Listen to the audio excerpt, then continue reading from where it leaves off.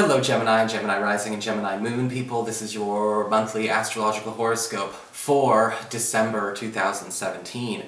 Just a quick reminder for all of you Geminis out there, remember that these horoscopes are meant to cover the big sweeping background energies of a given month, which means I don't ever put anything, ever put anything in these horoscopes that is here today and gone tomorrow. If you're looking for more short-term aspects, they will actually show up in the weekly horoscopes. The first half is exclusively astrology, so there's something in it for everybody, even if you're not into the tarot.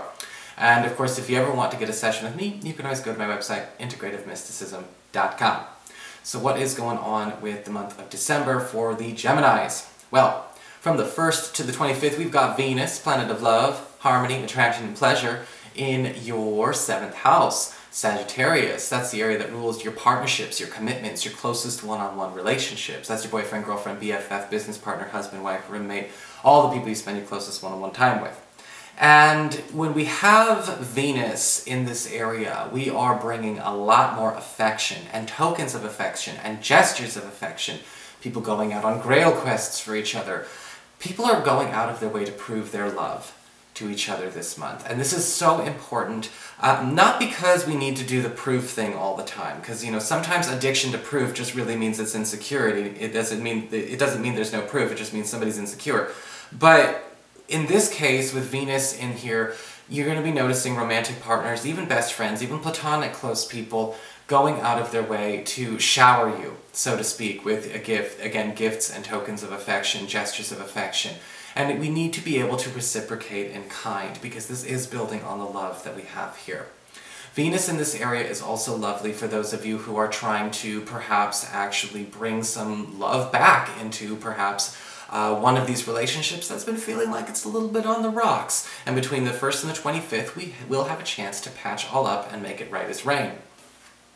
On the 3rd, actually from the 3rd to the 22nd, we've got Mercury retrograde in this partnership sector. And it's definitely an interesting one, because usually Mercury retrograde in the partnership sector does indicate we do need to sort of redraw some boundaries, renew and review the constitution of this relationship, and possibly even review the rules. And if we didn't know what the rules are, maybe we should revisit that step in the relationship to see why we never actually codified anything. And this definitely speaks a bit more towards financially oriented relationships. So we talk about roommates, we talk about business partnerships and things like that.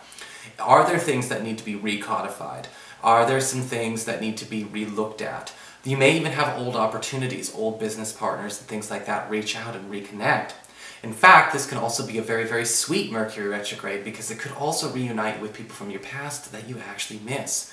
When we think of, say, that BFF that used to be our right-hand man or right-hand girl, there can often be a chance that we actually kind of, bump back into them, where we bump back into them and, we get things back together the way it was supposed to be. So keep your eye out between the 3rd and the 22nd.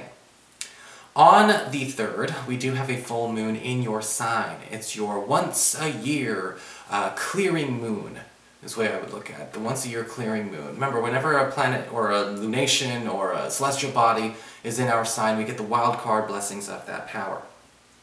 And with a full moon in your sign, it's time to break free. It's time to let go of something, to clear something, to purge something from your space and from your life. Now, this lunation's influence lasts between the 3rd and the 14th, so it's a 2-week energy. And with a full moon in your sign, what do you need to get rid of? What do you need to let go of? What have you had a hard time getting away from? Where we think about quitting a bad habit, such as, overeating or smoking or something like that. I'm not a Gemini, but, I probably should. Or should we, think about maybe getting rid of again, maybe a toxic relationship, a toxic friendship that we don't want to carry on forward. Maybe we're thinking about ending, a certain routine. Maybe we're thinking about, breaking free of a certain, kind of pressure we put on ourselves, an activity we don't want to do anymore. If you're trying to get out of something or you're trying to walk away from something, this is the kind of energy you want to utilize, bring the conversation up and make it happen, okay, between the 3rd and the 14th. On the 9th, we've got Mars, planet of action, energy, passion, and conviction, moving into Scorpio, your 6th house of work, reputation, your physical health. And this is a lovely aspect to have because from now until well into the end of January, Mars in this part of your chart is basically giving you opportunities to get some extra cash. Remember, when Mars is in a financial sector, houses 2, 6, and 10 specifically, we tend to see opportunities for overtime, increasing our hours, possibly even getting paid to take some things home from work with us outside of our normal job description. This could actually be a way to boost our reputation at the office, yes, but in a very competitive way, but also again to stack up those extra hours that will add up by the time we get to the end of Saturn's term here, making for a good money month in addition to a good love month. As far as health is concerned, this can be really, really good for a lot of you who are trying to perhaps get more in shape as far as athleticism is concerned, especially if you play in any kind of competitive sports. But I want you to be careful with Mars in the 6th. Sometimes people can be a bit more accident prone when they are doing those kinds of things, and we don't want to be rolling an ankle or anything like that. So just take extra care of yourselves, okay? On the 18th, we've got a new moon in Sagittarius in that 7th house of partnerships. And this is a new opportunity for those of you looking for commitments in love, looking for long-term relationships, and getting everything all cemented and official to make it so. Now, this new moon's energy lasts between the 18th and the end of the month, so there's plenty of time to work with it, though I will be mindful when it comes to this Mercury retrograde until the 22nd of the month. You know, we don't want to make anything official during a Mercury retrograde because we will have to come back and revisit and, kind of start it again, or it requires a bit of a restart if we do it that way. So maybe make things official between the 22nd and the end of the month. A new moon in the partnership sector can also indicate good news for those of you looking for a new business relationship that you really need. If you're looking for a new roommate, a new business partner, a new collaborator, a new team to work with, or perhaps even somebody to hire in your employ, this new moon will actually bring you the right person. On the 19th, we've got Saturn, planet of restrictions, obstacles, and discipline. And in my opinion, evolution in an interesting roundabout way. Remember, I'm a tough love Virgo. Saturn doesn't scare me. Saturn is moving into Capricorn, into your 8th house of shared resources and passive income. And when Saturn's in the 8th house, remember, Saturn's going to be here all the way up until we get into what looks like 2.5 years from now. When Saturn's in the 8th house, it tends to focus on our commitments to things like self-employment, if we're self-employed, debts, loans, venture capital, investments, whether we're saving for retirement or just investing as a way to make extra money. Do we have anything going on the side outside of our salary or hourly income? And Saturn in the 8th can talk about intimacy as well. We'll talk about that too. So over the next 2.5 years, Saturn's going to be focusing on trying to evolve the way that you look at and approach these matters. Now, Saturn does have a tendency to catch our attention with negative reinforcement, even if it's even if it's ultimately for the best. Saturn, in the 8th house can cause us to have some struggles in these areas the way I describe it is setting the back burner on fire if we've left something there for too long. And over the next 2.5 years, this could be something dealing with loans and debts, especially if we do have them outstanding. This could also have to do with perhaps intimacy issues or trust issues or issues where we're sharing resources with a spouse or a partner. Now, it doesn't mean that we panic and burn the rest of the house down. It just means that when the back burner is burning, you need to be able to, to focus all your attention there and give it the tender love and care it needs.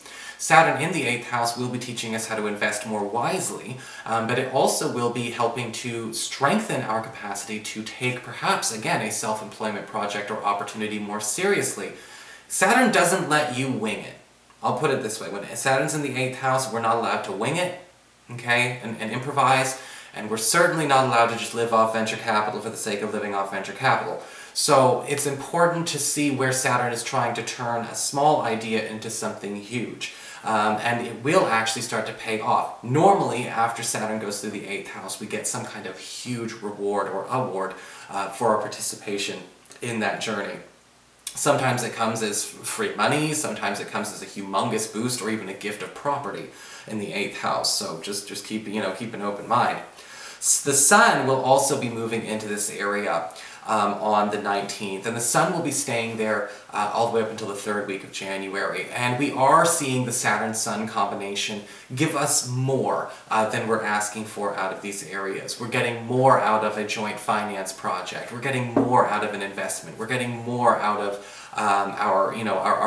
maybe our entrepreneurial ventures. And this is a wonderful thing to feel, but Saturn is also going to be playing with the Sun and seeing like, look, it can be like this always, but it's always going to be hard work, at least over the next 2.5 years.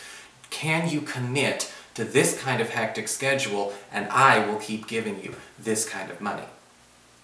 And that's kind of how that energy works. It's not really like consciously saying that, but that's how I'm translating it. When it comes to intimacy, that becomes more of the lesson that starts after the 25th. Venus is moving into Capricorn, where she will eventually conjunct Saturn. And what happens with Venus in Capricorn and Saturn, now we talk about the intimacy side of the 8th house, getting more comfortable with our bodies, with our sexuality, and balancing our psychology with our sexuality. Sometimes Saturn goes in and says there's too much emphasis here. We over-exaggerate the importance of sexuality. Or it does the opposite, and it says we over-exaggerate the importance of prudence. We over-exaggerate the importance of of being so hands-off. And it's trying to find out where we are on the pendulum to bring us back towards the middle. If you already are in the middle, what's going to happen here is Saturn and Venus together are also going to talk about learning to be more intimate and comfortable with people in all respects, not just with your physicality, but also with your psychology. Because this is also going to be a trust exercise, especially between the 25th of this month and the end of January. Okay? So a very, very interesting set of opportunities coming for you. So that is your horoscope. I hope you enjoyed it. If you did, please like, share, and subscribe. I appreciate it. And of course, if you ever want to get a session, you can always follow the links below, or go to integrativemysticism.com.